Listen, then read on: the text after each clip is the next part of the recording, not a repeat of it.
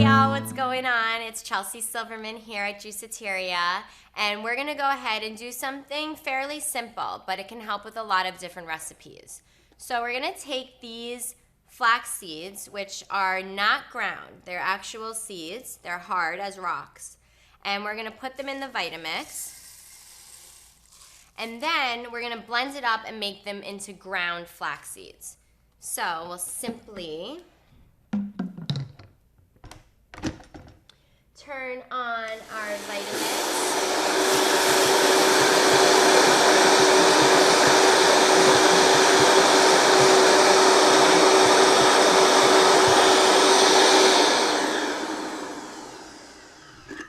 And here you have some delicious ground flax seeds. They're having a little bit of trouble coming out because they're probably stuck to the walls a little bit. So when that happens, you'll just grab your spoon and scrape the walls off from the Vitamix and go ahead and pour the rest into your handy dandy cup.